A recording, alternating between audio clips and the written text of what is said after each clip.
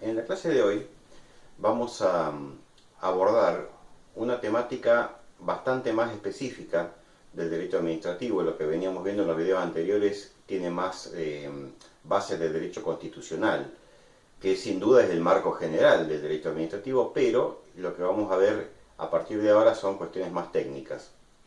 El derecho administrativo es el derecho que regula la actividad del Estado en relación con los particulares, con todos nosotros.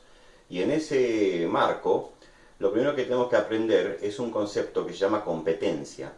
La competencia tiene que ver con las materias sobre las cuales las distintas ramas y los distintos organismos del Estado tienen intervención o tienen injerencia o tienen poder de decisión. La competencia no es igual para todos los órganos. Y esto es fácil, lo entendemos fácilmente cuando vemos, por ejemplo, que hay ministerios, tanto a nivel provincial como a nivel nacional, que se ocupan de distintas cosas. El Ministerio de Trabajo no hace las mismas tareas ni se ocupa de los mismos asuntos que el Ministerio de Obras Públicas, por ejemplo.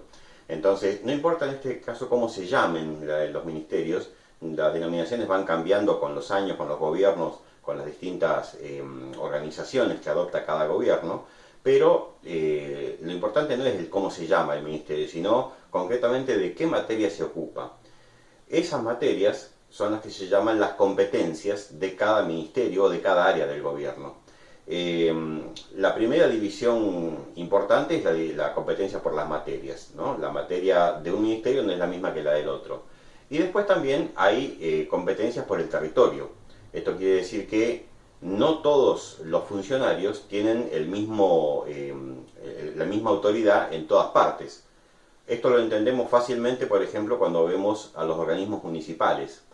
La Municipalidad de Puerto San Julián, o de cualquier otra localidad, y toda su estructura, tienen competencia para entender en los asuntos municipales del ejido urbano de San Julián, no fuera de ese ejido urbano, ¿sí? Es decir, por ejemplo, si uno comete una infracción de tránsito en una localidad, el inspector de tránsito que detecta esa infracción y que en todo caso va a intervenir para hacer la multa o lo que sea que corresponda hacer, tiene que ser de ese municipio.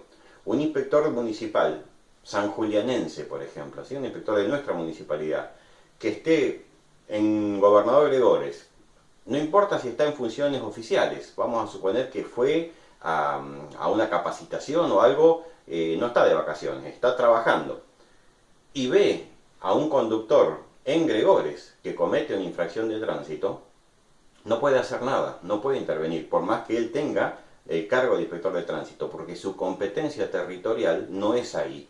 Ahí tiene que intervenir el inspector de tránsito de esa localidad, ¿sí? Ahí vemos claramente la cuestión de la competencia territorial, que es distinto en cuanto al enfoque con respecto a la competencia por la materia.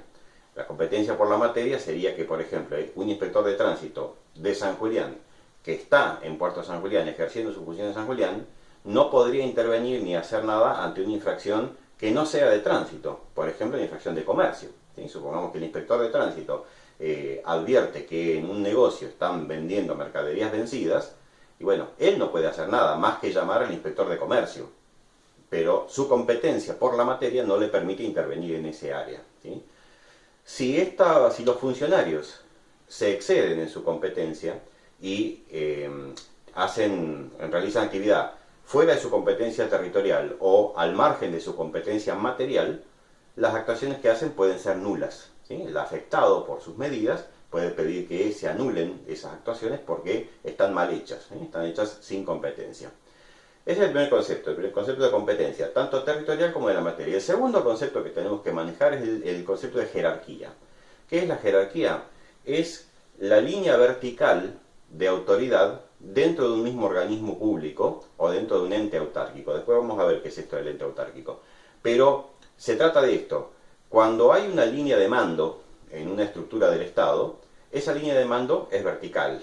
La máxima autoridad tiene autoridad sobre el que sigue en rango inferior y sobre el que sigue en rango inferior y así, ¿no es cierto? Es decir, vamos subiendo y bajando por esa escalera jerárquica.